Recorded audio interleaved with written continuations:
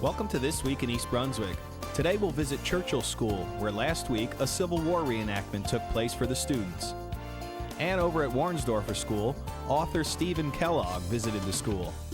We'll also stop by the opening of the new home for the East Brunswick Historical Society. Also, a program at the library that featured rhyming poets. We'll also have gardening tips from Dolly Vasta and Mike Rutkowski. This and more coming up, so stay with us. Save the date, Saturday, June 10th, for the 4th Annual East Brunswick Fine Arts Festival. It's spring. Get the family outside to the gorgeous park-like setting around the pond here in East Brunswick across from the library. Close to 100 fine artists and crafters from 3 states are exhibiting and selling.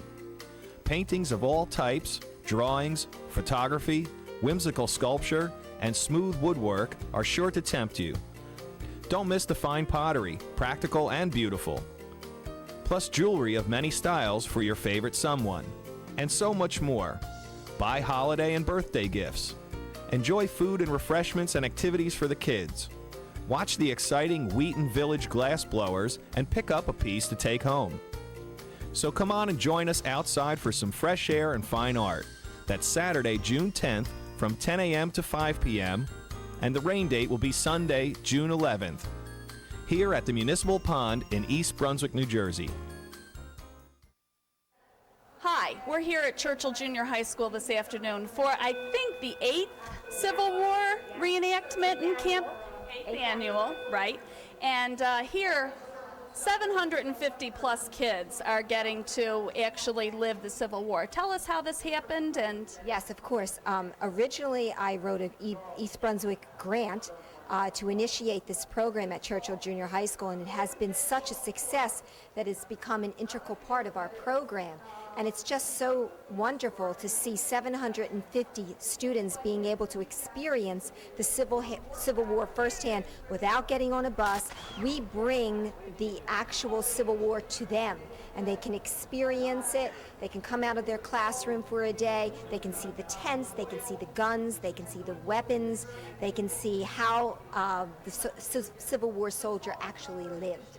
And Danny, can you tell us a little bit about what you learned in the classroom and what you've actually seen come alive here today? Yeah, actually we just finished studying the Civil War, and it was really cool to see everything that was happening outside and all the guns that were being fired, and we're learning a lot, and we're getting to experience it firsthand rather than in the textbook in the classroom. Fantastic. That's great. Can you tell us a little teensy bit about, we talked to Beth here about the last station, but tell us a little bit about the other 3 stations. Sure. One of the stations has an actual Confederate soldier, a representative of the southern side during the Civil War.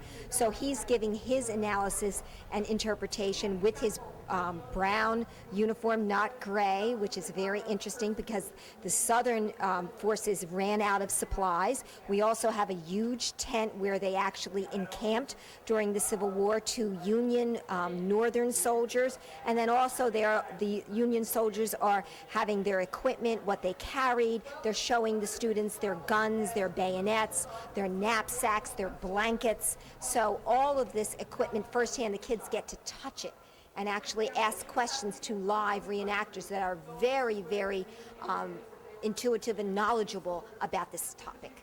Beth, it looks like you have some authentic artifacts here from the Civil War. And also I know that there's some things that you yourself have created. Yes. So why don't you tell us a little bit about some of the things? Okay, well, from my love of the Civil War and getting involved as a reenactor, you want to try to get the original if you can get it. and sometimes it's too fragile to take it on a reenactment, so you then make a reproduction. But some of the things here I have are originals, like the CDV over here, the photograph, that's original. This comb right here, that's original. Some of these cameos are original. This particular item here is a watch fob, and these two glasses are original as well. Very good. And this is from the Union side, right? Yes, that's correct. Yep, 43rd New York. Right, okay. How about showing us your hat? This is a spoon bonnet, and I made this. I went to a workshop for a weekend in Stanton, Virginia, and we flew a lady in from somewhere in the Midwest, and she came out to see us and showed us how to make this. There is a wire under structure, and then you can see all the different layers. This piece of muslin is here that helps to hang on to your hair. This is a spoon bonnet, so it sits up very high on your head. I'll put it on to give you an idea. Now, normally I would have a bun in the back of my head, so it would be up high like this, and then I would tie it under here. So it's a lot of fun because you learn how to make clothes. I made my dress, I made my undergarments, just because it's so expensive to buy them. You learn to make them. Ready? Aim! Go! Hello, my name is Swapan. I am here to tell you about the holiday of Eid. Eid is a Muslim holiday. Eid is celebrated over 3 days at the end of the early month of Ramadan. This is a very festive occasion. Sweets and gifts are exchanged among family and friends. Children are usually given money as well as other various items. Everyone wears new clothes. On the first morning of Eid, everyone goes to the mosque and prays. Then it is time for us to go and visit friends and relatives. Here is a picture of me with me and some of my friends during Eid. We are all dressed up in our special clothes. Children usually play a lot on this day. It is a time to share good food, conversation, and togetherness. It is also important to share with the poor and needy during this time. Eid comes once per year, and children especially look forward to this day of celebration. It is time full of enjoyment and happiness. I hope that you have enjoyed learning about the Muslim holiday of Eid. Thank you.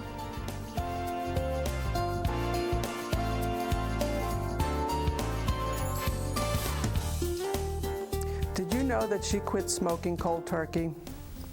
We have been walking on eggshells ever since the new director took over.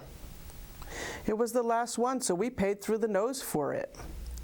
These are some of the idioms you can learn about through the ESL Collection at the library.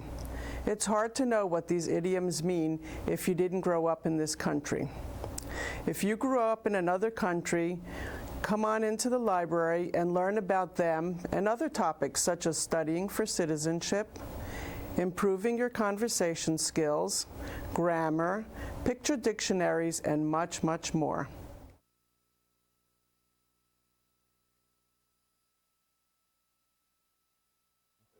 Hi, I'm Gary Feynman for This Week in East Brunswick. Today, Sunday, June 4th, 2006, is an auspicious day for East Brunswick, for today is the date of the dedication of the East Brunswick Historical Society building. Recently, I had the chance to speak with the Historical Society President, Estelle Goldsmith, and with Mayor Bill Neary, and this is what they had to say. Estelle, can you tell our viewers a little bit about what's going on here today? Today represents the culmination of 34 years of hoping and wishing and planning. For 34 years, we had hoped to get a home for the Historical Society where we could place our papers, our research, and do all research in one area. And finally, it has arrived. The house was donated to us. Actually, it was donated to the township on behalf of the Historical Society 6 years ago. And we're very happy that we finally have reached the date on which we have received it and are in the house and can enjoy it and continue with our activities. What are some of the goals of the Historical Society? The goals are to preserve our heritage, to make people aware of the heritage, heritage of East Brunswick as well as the heritage of our country, because history is one of the most fascinating subjects to my mind. I'm involved in several subjects, the arts and in history, and to me this is fascinating. Can anyone get involved with Historical Society? Absolutely, absolutely they can get involved. Just come up and join us. We welcome anybody and everybody who wishes to spend a little time with us in different capacities, doing the research, preparing display, etc. There are numerous different tasks which have to be done, but it's fascinating doing it over the years, yes. We'll find work for them all. I am here with Mayor Neary, Kathy Deem, and Don Clem. Mayor, what is the significance of having this building for the location of the Historical Society? Well, I think the significance, obviously, is the Historical Society hasn't had a home, and when they have part of the Museum Corporation has a museum. A Historical Society has a little bit different slant in the history of East Brunswick, and having an original farmhouse that's part of our history turned into a Historical Society headquarters, I think is really significant and a really wonderful idea. In your opinion, what has the Historical Society's impact been for East Brunswick and for its citizens? Well, it's not an easy question to say the impact. You know that you have a lot of history preserved. I mean, this is an example when you drive around town and find the homes that we have and the history that we all share. East Brunswick is a relatively young town with the history that goes back about 150 years. So I think it's incredible that we can still preserve some of this. What events do you think the Historical Society should hold in the future? Well, the events a Historical Society normally has is to encourage people to learn to appreciate their own history, to be able to have educational events for the students, to show other residents the history that perhaps before they moved here, what this town was like. Just public events and give a public awareness to the history of East Brunswick. I just want to say a few words about the Historical Society with Estelle Goldsmith, with the contributions of so many people and volunteers who actually put this all together. The professional staff who work with the town, with the volunteers, is certainly also commended. But it was because of the passion and the heart of the people who work on the Historical Society that made this a reality. Hi, we're here at Warnsdorfer School this afternoon, where all day author Stephen Kellog has been here talking with each and every student in assemblies, and he's been signing books here at the lunchtime. So, Stephen, tell us what made you start writing books. You probably answered that question a million times. Well, as a kid, I loved books. I loved making up stories for my two younger sisters, drawing the pictures to go along with the recitations I did for them, and in considering what I would do when I became a grown-up, I just thought, well, since I love to write stories, I love to draw pictures, I love books, and I love kids, probably a very good direction for me to follow would be to become an author and an illustrator of books for kids. Do you like drawing pictures or writing better? I loved combining both forms to tell the story, the verbal and the visual in duet, telling the story together to try and create a book that's a feast for the eye and for the ear. And I think that's a really great thing, because I know a lot of authors don't even know what their pictures are going to turn out to be when they write the book, and this way you kind of have control over both, right? Exactly. Very good. How many children do you have? Actually, I've raised 6 kids during the last 40 years, so now I've got 8 grandchildren. 8 grandchildren, and are you still writing and drawing pictures for them? I am, yeah. Most of the books are dedicated to them, so they enjoy seeing their names pop up on the dedication pages. Well, we're very pleased. We know that this is this Author's Day was brought to Warnsdorfer kids by the PTA. So heroic, yeah. We definitely want to thank them, and are glad that our kids are getting copies of your books authentically signed, and that you're teaching them about writing and illustrating and all the drawings that I do in the program are given the kids to the school as well. They can hang all these drawings up from the characters from the books. So. And then the custodian bailed us out at the last minute when the slide projector gave out, so there's a congratulatory... Hooray for Mr. Tom. Right, There's nobody better. Exactly. Thanks so much. Thank you. My pleasure. Thank you. When I was a kid, I used to love to make up stories and draw the pictures to go with those stories. I did it all the time for my 2 younger sisters. I also used to love to go to the library and check out books and bring those books home, read to myself, look at all the beautiful and interesting pictures. Before I learned to read, I remember cornering the grown-ups in my house and telling them, please read this book to me. I used to wonder too a lot when I was a kid, what will I be like? I become a grown-up. What kind of adult will I be? What kind of job will I have? And I used to watch the grown-ups in my neighborhood heading off to work every day to see what being a grown-up was all about. And I realized as I watched them go, some of them didn't like their jobs very much. They were real grouchy and crabby when they went to work in the morning, and they were even lumpier when they came home in the afternoon. And I thought, boy, when I become a grown-up, I want to be like those other adults, the ones who seem to enjoy their jobs, who seem to feel really good about what they do at work every day. And I was especially interested in those grown-ups that seem to feel really good about what their jobs did for other people. And I realized in order to choose a job like that, a job that was just right for me, I'd have to get to know myself pretty well while I was growing up. Because all of us are different. The right job for you someday isn't necessarily going to be the right job for you someday.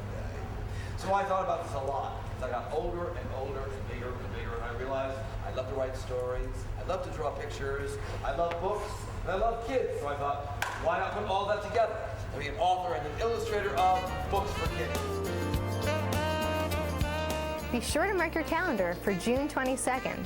That's when the library begins its new Distinguished Authors series featuring noted and best-selling authors in person at the library. The programs are free and everyone's invited. Starting things off on June 22nd at 8 p.m., the library presents Paula Morantz Cohen, author of the New York Times bestsellers Jane Austen and Boca and Much Ado About Jesse Kaplan. Ms. Cohen, a distinguished professor of English at Drexel University, will be on hand to do readings from her brand new bestseller, Jane Austen and Scarsdale, or Love, Death, and the SATs. The New York Times Literary Supplement has praised Ms. Cohen as a writer of highly literate light fiction that puts a new spin on such Jane Austen classics as Pride and Prejudice and Persuasion. Her novels take the so-called chick lit phenomenon to new levels as she combines romance, satire, and insight into the experience of Jewish suburban life while drawing on her love of classic literature.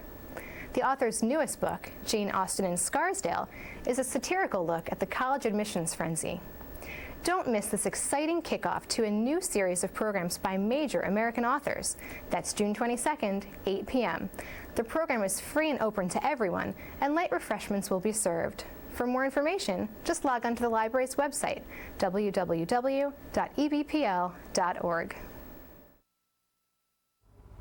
Hi, I'm Dolly Vasta for This Week in East Brunswick, and I'd like to know, how does your garden grow with silver bells and cockle shells and one little lousy petunia? Well, we're going to dismiss the lousy petunia today because we're going to teach you just how to grow the best garden ever. And with me as my co-host is Mike Ratowski from Ferris Farms. So Mike and I are going to talk about roses today. So Mike, tell us about them, because some of these are gorgeous. Yeah, there's always been a real big interest in roses. Everybody, I think, that starts their garden would love to have a rose garden. It's been kind of tricky, though. Like you said, a lot of times people don't realize all the ins and outs of trying to grow roses. But over the last, I'd say, 10 or 12 years, a lot of new varieties have come out that are kind of designed to make it easier for people to grow roses, and there are different types of roses for the type of situation that you're looking for. There are all kind of roses depending upon your situation. Like you said before, there's climbing roses for fences, arbors, and trellises, and the most popular one that's always been popular is something called the hybrid tea rose. That's the one that most people are familiar with. They kind of grow kind of taller than they do wide, and they probably grow maybe 3 to 4 foot tall. And that was the most common ones. But since the last 15 or 20 years, they've really been promoting other types, such as floribunda roses, which they give you smaller flowers, but they give you a lot more flowers. A rose plant is only capable of producing maybe so many flowers, if you want to call it that way, pounds of flowers per plant. So you either wind up with fewer really large flowers or a lot of small flowers. And that's the growth habit of the kind that kind of get maybe, like you say, maybe 4 foot tall, maybe say 2 or 3 foot wide. That would be the floribundas and the hybrid teas. But in the last, say, 5 years, they've really been breeding varieties of roses known as shrub roses, ground cover roses, all different types of habits that are really more tuned to how people really garden in their landscape. Right. The bush roses or shrub roses are very, very disease resistant. They don't give you the same look as the hybrid tea roses, which are very formal looking flowers. It's more of kind of a natural look, but they do give you a lot of good roses. A lot of them have very good scents. but they're very disease resistant. You can plant them and grow them just like a shrub in your yard and really not worry about them too much, which is what most people are really looking for. They want something, they want to plant it, they want to enjoy it, but they really don't want the high maintenance that that's normally associated with roses going along with it. One of the biggest innovations in roses, besides them building disease resistance, because not every single rose has disease resistance, has been in how we spray and how we take care of our roses. There's a new product out. It's only been out a few years, but from people using it, I know it's working very well. It's a product that it's a combination of an insecticide and a fertilizer, which has always been available, but it also has a fungicide mixed in with it, and you don't have to spray it. Most people... And it keeps it from that powdery mildew that gets on the leaves. Our problem, anybody that lives in New Jersey knows that once we get into end of June, early July, it gets extremely humid, and too much humidity is what causes a lot of the leaf spots on the roses. Something called black spot, which starts off as black spots, the leaves turn yellow, and the leaves fall off. Now that could also happen from people watering. People improperly water their roses. They tend to... and we'll get to that one in the next one. But when you water them, you always want to water the soil for the best result. Always water the soil, never get the leaves wet. And if you do have a rose that is susceptible to diseases, if you use something like this is a systemic. Systemic means that when you introduce it to the plant, either by spraying it or drenching it on a plant, it actually goes right into the plant and it won't wash off. This stuff lasts for about 6 weeks. What you do is you mix it with water, a certain amount according to the directions. With about a quart of water, you actually drench the soil of all your roses, and it lasts for about 5 or 6 weeks. The fungicide gets taken up, the nutrients get taken up, and it actually controls insects too. So, and you don't have to spray. You can just mix it up and do it once every 5 or 6 weeks, and you pretty much have clear roses that without any disease problems that really bloom really well for you. You know, I also used this on my phlox last year because that gets that. Yeah, it's not only meant for roses, but anything mildew, a lot of the leaf problems that we get because of our high humidity and improper watering, this will help eliminate that. Well, I hope your rose garden now grows bigger and better.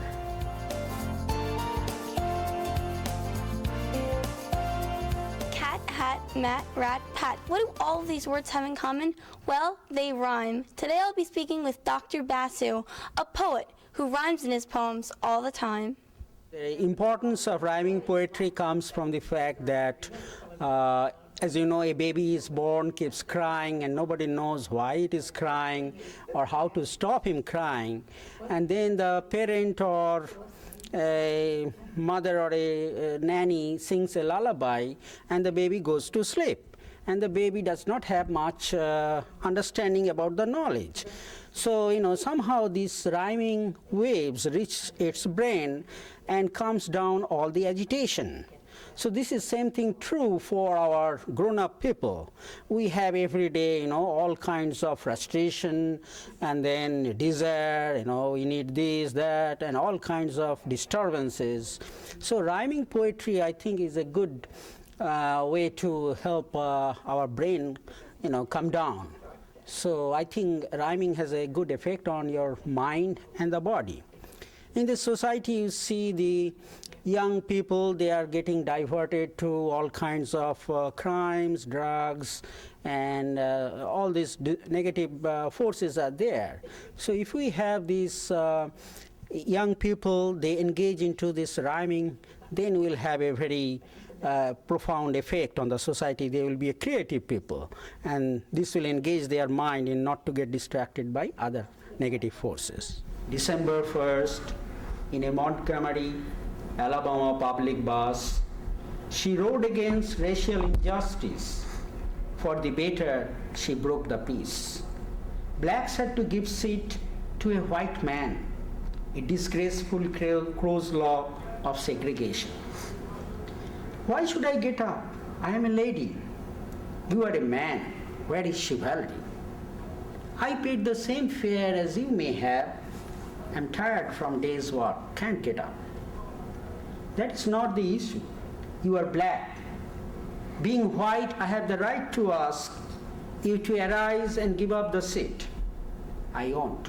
Please stand on your feet. We were pushed too far. It must end. I must object, not yield, nor bend. The bus stopped. A policeman came. She was not afraid, not at all tame. Get up, or else you will be arrested. So be it, the Iron Lady protested.